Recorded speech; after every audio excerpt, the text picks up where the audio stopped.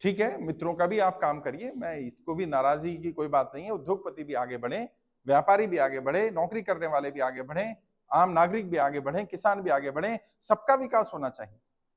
लेकिन अगर आप 100 बड़े उद्योगपतियों का लाखों करोड़ रुपया माफ कर देंगे और आम व्यापारी का, आम नौकरी करने वाले का, आम मजदूर का, आम किसान का 1 रुपया भी माफ नहीं करेंगे और आप कहेंगे कि कोई समस्या ही नहीं है, इसको स्वीकार नहीं किया जा सकता। मैं नाम नहीं लूंगा, एक बड़े नेता से मैं मिला दिल्ली में, उन्होंने मुझे कहा कि प्रॉब्लम नहीं है, आप क्रिएट कर रहे हैं। बताइए, क्या मैंने प्रॉब्लम क्रिएट कर दी? मैंने आपको कर्जे में डाल दिया? कहते हैं आप लोगों को बुलाना बंद कर दो, प्रॉब्लम समाप्त हो जाएगी। अरे नहीं, प्रॉब्लम समाप्त नहीं होगी। अगर मैं लोगों को बुलाना बंद कर दूंगा, लोगों की मरने की संख्या बढ़ जाएगी, उन्हें पता नहीं है।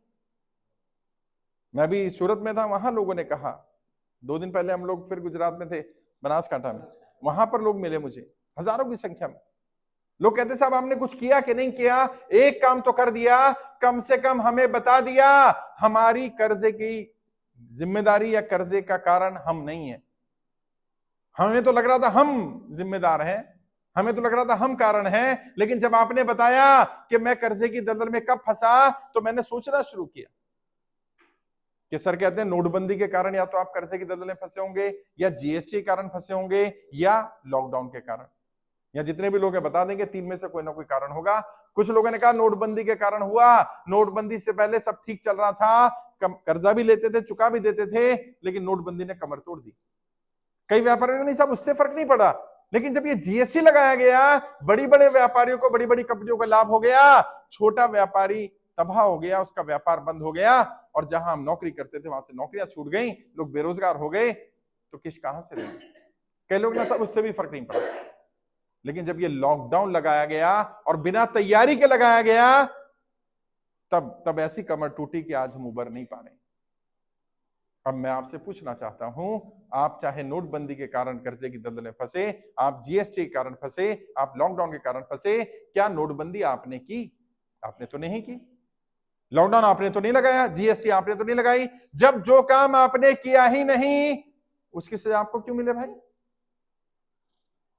अपने साथ कुछ गलत कर लेना, ये मान लेना कि मैं जिम्मेदार हूं, मेरी गलतियों के कारण मैं कर्जे की दलदल में फंसा, जबकि ये सच नहीं है। और मैं आपको भी कहना चाहता हूं, और आपके माध्यम से आपके परिवार के लोगों को कहना चाहता हूं, व्यक्ति की गलती नहीं है, नोटबंदी उसने नहीं की, जीएसटी उसने नहीं लगाया, लॉकडाउन उसने नहीं लगाया, उसे दोषी मत ठहराओ, उसे दोष मत दो, उसे बार बार टॉर्चर मत करो, क्योंकि दिमाग पर प्रेशर लेगा, टेंशन हुई, कुछ गलत कर लेगा। और सरकार के आंकड़े मैं नहीं कह रहा, भारत सरकार के आंकड़े हैं, पिछले 5 वर्ष में 50,000 से ज्यादा व्यापारियों ने कर्जे के कारण आत्महत्या की। 50,000। और ये तो वो हैं जो सरकार के आंकड़े हैं, सच्चाई है हर दिन आत्महत्याएं हो रही हैं। अभी जैसा नीरज जी ने कहा, कल की घटना है, मनुष्य घटना रोज सुनने को मिल रही है। मुजफ्फरनगर में, मुजफ्फरपुर में, बिहार में हस्बैंड वाइफ ने आत्महत्या कर ली। रिकवरी वाला टॉर्चर कर रहा था, समूह लोन था। और समूह लोन में क्या किया जा रहा है मुझे गुजरात का नहीं मालूम है, लेकिन बिहार में, बंगाल में, राजस्थान में महिलाओं की इज्जत को तार तार किया जा रहा है। उन्हें समूह लोन दे देते हैं ऐसी महिलाओं को जो कोई काम करती नहीं है, और जब वो लोन नहीं चुका पाती, उन्हें गलत काम करने के लिए मजबूर किया जा रहा है। हमारी बहन बेटी की इज्जत के साथ खिलवाड़ हो रहा है और हम चुपचाप बैठे रहे, ये होने वाला नहीं साहब। और उन्होंने क्या किया, सरकार ने क्या किया? मैंने आपकी जानकारी सरकार को भेजनी चाहिए, सरकार ने जानकारी लेने से मना कर दिया। आप जानकारी मत भेजिए, अगर कोई परेशान होगा खुद दिल्ली आ जाएगा। अरे बताइए यार, यहां से वडोदरा से कितने लोग दिल्ली जा पाएंगे अपनी समस्या लेकर के?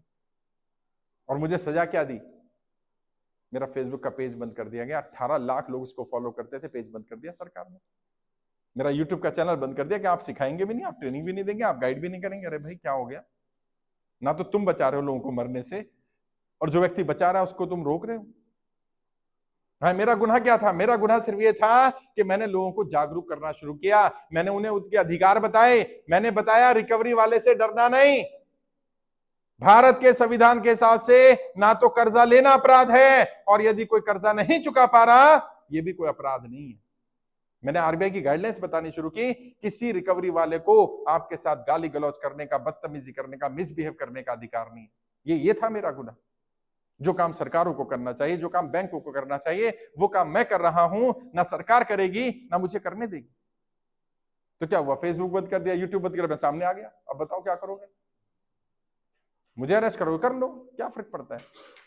मैंने तय कर लिया है, मेरे जीवन का एक ही उद्देश्य है, लोगों की कर्जा मुक्ति, और उससे पहले मैं रुकने वाला नहीं।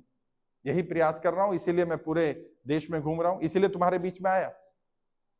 उन्होंने कहा कि भाई आज कार्यक्रम होगा, जबकि अगला कार्यक्रम है हमारा, सोचे 6 बजे हमें अहमदाबाद पहुंचना है, कैसे पहुंचेंगे? लेकिन मैंने कहा नहीं, मैं मिलूंगा, चाहे 15 मिनट लगे, कम से कम लोगों को बताऊंगा, जागरूक करूंगा, जो मेरा काम है। और तुम्हें भी डरना नहीं, किसी रिकवरी वाले से, किसी बैंक वाले से, किसी साहूकार से, किसी एनबीएफसी कंपनी वाले से डरना नहीं है। कर्जा लिया, कोई अपराध नहीं किया। और कई लोग बोलते हैं, फेसबुक पर भी लिखते हैं, इंस्टाग्राम पर, यूट्यूब पर लिखते हैं, लोन औकात नहीं थी तो लिया क्यों था? अरे भाई, औकात थी तभी दिया था बैंक ने, और हम बैंक में नहीं गए थे, बैंक वाला आया था गिड़गिड़ाने, लोन ले लो, लोन ले लो, क्रेडिट कार्ड ले लो, पर्सनल लोन ले लो, लगातार फोन करते थे। औकात नहीं थी तो दिया क्यों था? हमारा सिबिल भी चेक किया था, हमारी इनकम टैक्स रिटर्न देखी थी, बैंक की पासबुक देखी थी। 6 महीने की रिटर्न मांगते हो ना, तो हमारी हैसियत थी। लेकिन हमें नहीं पता था कि अचानक आएगा कोई, रात को 8 बजे आकर बोलेगा सब बंद। वो सोचेगा ही नहीं कि घर में जो व्यक्ति के पास कमाई का साधन नहीं है, वो कल कैसे बच्चों को पालेगा, उसने सोचा ही नहीं। और फिर लोग कर्जे की दल में फंसते चले गए। और अभी हम आ रहे थे, रास्ते में एक जगह रुके, वो रेस्टोरेंट वाला बोलता है, साहब हमारा धंधा 20% भी नहीं रहा। और यहाँ जितने व्यापारी, दिल पे हाथ रख के बता दो, किसी भी मार्केट में, वडोदरा के किसी भी व्यापारी से पूछ लो, जो चाहे भाजपा का समर्थक ही क्यों ना हो, उससे बोलना दिल पे हाथ रख के बता व्यापार कितना, छोड़ वोट किसी को भी दियो, वो खुद बता देगा 10%, 15%। और हम क्या कहें? हम बोल भी नहीं सकते, नहीं बोलना पड़ेगा सर, क्योंकि मैं जानता हूं, मैं एक पॉलिटिकल ट्रेनर हूं, मैं नेताओं की नब्ज जानता हूं। नेताओं को एक ही भाषा समझ में आती है, कौन सी भाषा? वोट की भाषा। जब उन्हें लगता है उनका वोट खिसक सकता है, जब उन्हें लगता है लोग उनसे अलग हो सकते हैं, तब वो गिड़गिड़ाएंगे। अभी यहाँ वडोदरा में हमारे से कितने 10-12 हजार लोग जुड़े हुए हैं। अगर सोचो वो 10-12 हजार लोग इकट्ठे होकर के सिर्फ 10-10 लोगों को जानकारी दें, 1 लाख लोग इकट्ठे हो जाएं, साहब जहां मैं खड़ा हूं ना, सरकार आके खड़ी हो जाएगी, वो कहेगी भाई बताओ करना क्या है। बस हमें करना क्या, हमें संगठित होना है। पहली बात तो कोई गलत कदम नहीं उठाना, कोई भी व्यक्ति। मरना समाधान नहीं है, आत्महत्या कार लोग करते हैं। हमने कोई गुनाह नहीं किया, कोई पाप नहीं किया। कर्जा आज है, कल उतर जाएगा। आज बुरे दिन है, कल अच्छे दिन आ जाएंगे। 10-20 साल खराब हो जाने का मतलब जीवन खराब हो जाना नहीं है। जीवन 70 साल, 80 साल, 100 साल चलता है। 2-4-5 साल खराब हो जाते हैं कई बार गलत निर्णय ले लिए जाते हैं। अब क्या करना है? गलत कदम नहीं उठाना। दूसरा, संगठित होना पड़ेगा। बच्चों ने कहानी सुनी थी ना, एक लकड़ी कोई भी तोड़ देगा, लेकिन लकड़ी का गट्ठर बनेगा तो नहीं तोड़ पाएगा। अकेले अकेले अपनी लड़ाई लड़ोगे, लड़ नहीं पाओगे, जीत नहीं पाओगे, मैं बता रहा हूं। लेकिन अगर संगठित हो जाओगे, मानो यहाँ 50-60 लोग हो, कोई रिकवरी वाला आ जाए भाई साहब को परेशान करने, सब इकट्ठे हो जाओ, मेरा भाई है, कैसे परेशान कर रहा तू, चिल्ला के कैसे बोला, गाली गलौज कैसे दी तूने, वैसा हिम्मत नहीं है दोबारा आके उन्हें परेशान कर दे। प्रॉब्लम क्या हो रही है? इन्हें कोई परेशान कर रहा है, तुम चुप बैठे हो, जब तुम्हें कोई परेशान कर रहा है ये चुप बैठेंगे, यही तो हो रहा है। हमें बोलना पड़ेगा। और हम कोई गलत बात थोड़ी बोल रहे हैं, हम तो कह रहे हैं आरबीआई की जो रूल्स है उसको फॉलो करो। आरबीआई क्या कहता है? आपने लोन लिया, बैंक ने जब आपको लोन दिया, आपकी स्थिति देखी, आपका सिबिल देखा, आपकी बैंक स्टेटमेंट देखी, गारंटर लिया, सारी जानकारी ली। आज आपकी स्थिति खराब हो गई, मैं आपकी नौकरी के आधार पर लोन मिला, मानो किसी का एग्जाम्पल, नौकरी देखी, लोन दे दिया, नौकरी छूट गई, तो जिस आधार पर लोन लिया था वो तो आधार नहीं रहा।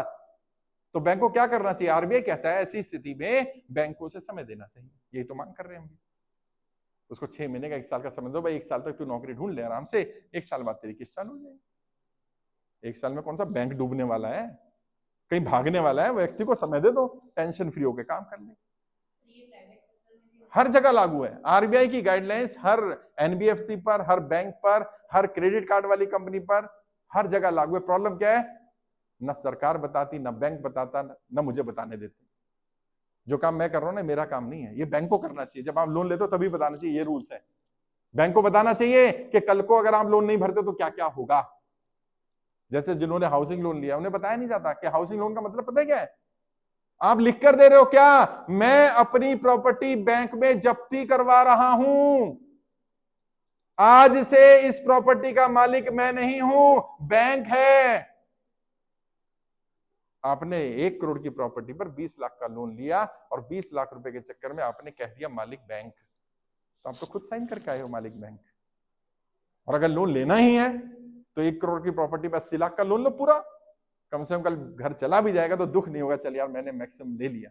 भारत में क्या हो रहा है, प्रॉपर्टी की वैल्यू ज्यादा, लोन इतना सा ले रहे हैं, फंस जाते हैं। पता ही नहीं जप्ती का मतलब क्या है। पता है क्या मतलब है, जब आपने घर हाउसिंग लोन लिया, लोन अगेंस्ट प्रॉपर्टी लिया, कोई फ्लैट लिया, दुकान ली, फैक्ट्री रखी, बैंक में रख के लोन ले लिया, आपने क्या लिख दिया, मैं इसमें व्हाइट वॉश भी करवाऊंगा तो बैंक से पूछूंगा।